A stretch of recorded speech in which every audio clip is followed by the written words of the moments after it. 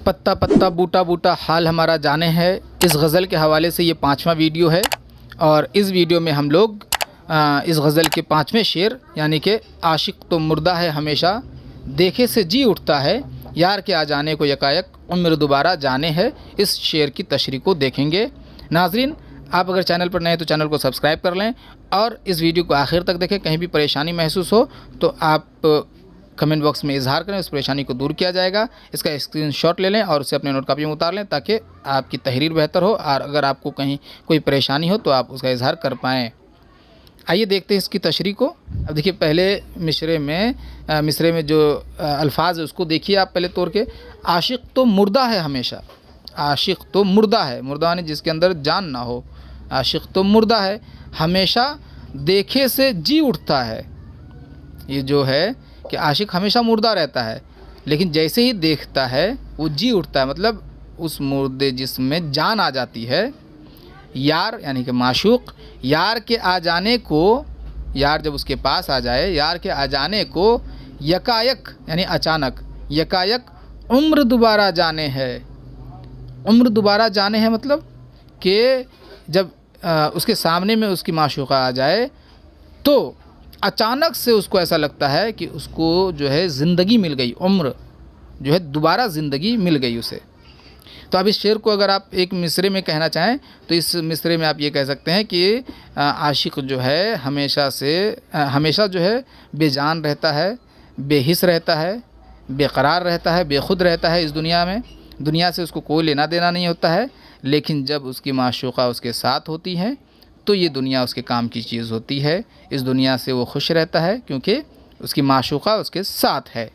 यानी कि ज़िंदगी का जो तसव्वुर है, जीने का जो तसव्वुर है, वो माशूका के साथ है। माशूका के बगैर सांसें तो चलती हैं लेकिन जीने का कोई तसव्वुर नहीं रहता है।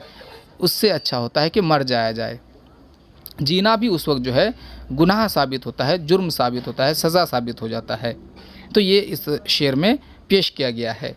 तो अब देखिए, इस शेर को जो है हम लोग शायर का तारुफ पेश करेंगे। उसके बाद जो है वो जो इब्तिदाइया जुमला है, जो पेश नज़र शेर खुदाए सुखन मिर्तक़ी मीर की तख्लीक है। इस शेर में शायर ने निहायत वाले अंदाज में इश्क की नाजुक कैफियत यानी आशिक का माशूक के लिए जीने को, या जीना नहीं है जीने होगा, जीने को पेश किया है। आशिक का माशूक के लिए जीने को पेश किया, ये मरकज़ी ख़याल वाला जुमला है। अब देखिए इसकी वजाहत। शायर कहता है कि हमा वक्त यानी हर वक्त आशिक पर एक बेखुदी, बेकरारी, बेचैनी की फ़ज़ा तारी रहती है। यानी हमेशा वो जो है इस दुनिया से उसको कोई लेना देना नहीं होता है, ऐसी फ़ज़ा तारी रहती है, मतलब वो हमेशा उस कैफियत में मुब्तला रहता है। आशिक इस चकाचौंध दुनिया से, यानी कि जो हरा भरा है, हर तरफ रोशनी है, हर तरफ जगमग है, हर तरफ खूबसूरती है, चकाचौंध दुनिया से बेखबर रहता है। इसे इस गुलशन के किसी भी शय से कोई सरोकार नहीं रहता है। गुलशन है दुनिया में जितनी बहुत सी अच्छी चीज़ें हैं मनोरंजन करने के, घूमने के, जीने के लिए बहुत सी वजह हैं इस दुनिया में, लेकिन उसको किसी से कोई लेना देना नहीं। किसी शय माने चीज़, सरोकार माने लेना देना, कोई किसी चीज़ से लेना देना नहीं होता है आशिक को। आशिक, देखिए यहाँ पे आशिक से मुराद हमेशा याद रखिए, ज़रूरी नहीं है कि वो दुनियावी आशिक हो, दुनियावी किसी चीज़ पर वो फ़रेफ्ता हो।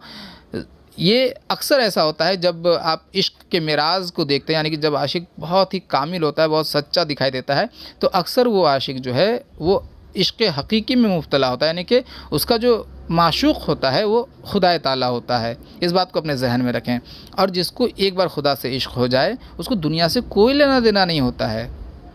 आप जैसे सूफ़ी लोगों को देख लें तो बहरहाल कभी कभी दुनियावी आशिक माशूका पर भी ये हालत तारी हो जाती है, अलग मसला है। जैसे कि अगर आप देखें उसको लैला मजनू, आप उसको देख सकते हैं, उस फिल्म को उसमें दिखाया गया है, फिल्माया गया है कि किस तरह से मजनू जो है लैला की याद में इस दुनिया से बेखबर हो जाता है। उसकी उम्दा मिसाल है वहाँ। बहरहाल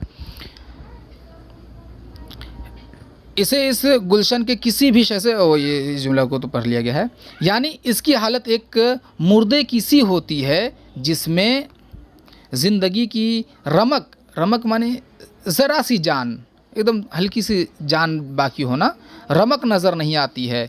मगर जैसे ही वो अपने महबूब को देखता है तो उस आलमे बेहिसी से, यानी जो बेहोशी का जो आलम है, मतलब जागे हुए हैं लेकिन बेहोश हैं, जागे हुए हैं और बेहोश है, इसका मतलब ये है कि जागे होने के मतलब ये होता है कि कोई काम करे, दुनिया से कोई लेना देना हो, सरोकार हो।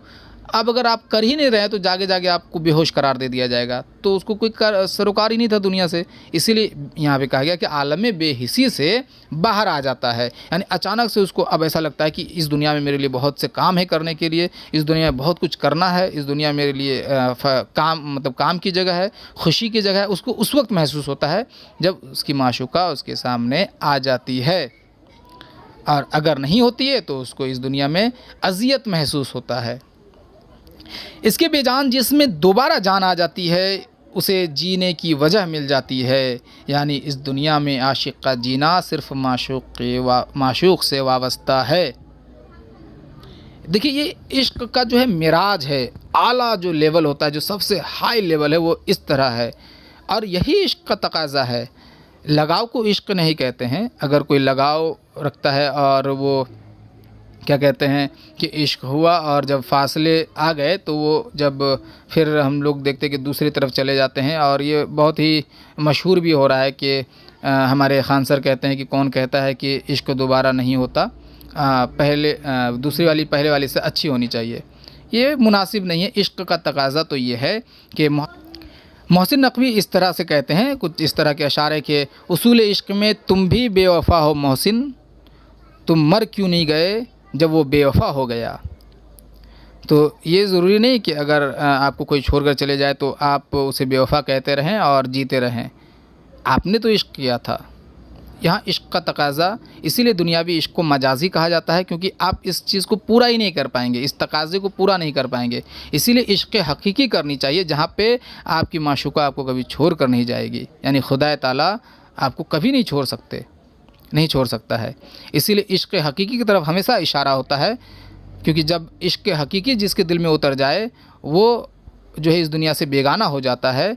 और फिर जब वो मरता है तो उसको ऐसा लगता है कि अब जो है मुलाकात होगी उसकी माशूका से। इसलिए वो मरने को भी जो है खुशी का जो है सबब समझते हैं। ये इश्क हकीकी में ही मुनासिब है।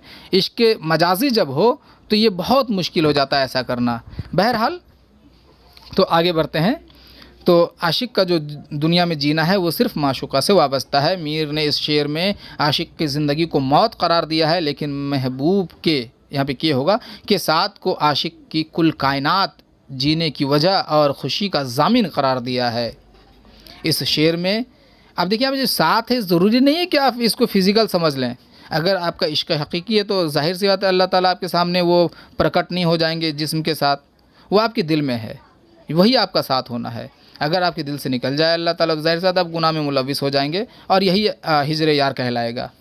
अगर आप इस चीज़ को समझेंगे तो आपको और गहराई से उर्दू शायरी को समझने की ज़रूरत पड़ेगी कि किस तरह से माशूकाओं को हम लोग इश्क हकीकी और इश्क मजाजी में हम लोग ये कर सकते हैं, अलग कर सकते हैं।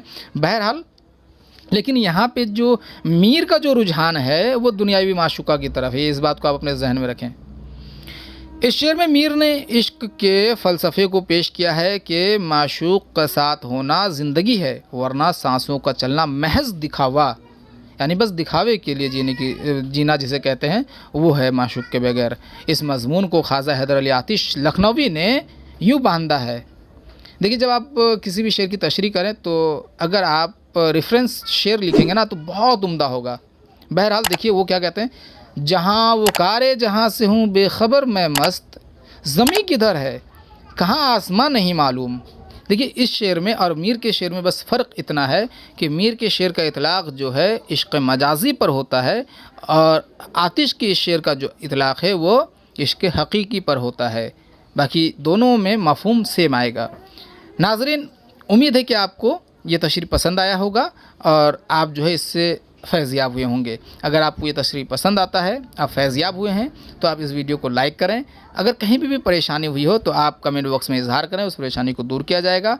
और अगर आपको किसी दूसरे गज़ल की तशरीह भी चाहिए तो आप कमेंट बॉक्स में लिखें, उस गज़ल की भी तैयारी की जाएगी ताकि आप अपने इम्तिहान के लिए तैयार हो जाएँ। अब इजाज़त दीजिए, अल्लाह हाफिज़। बाकी अशार को अगले वीडियो में पेश किया जाएगा।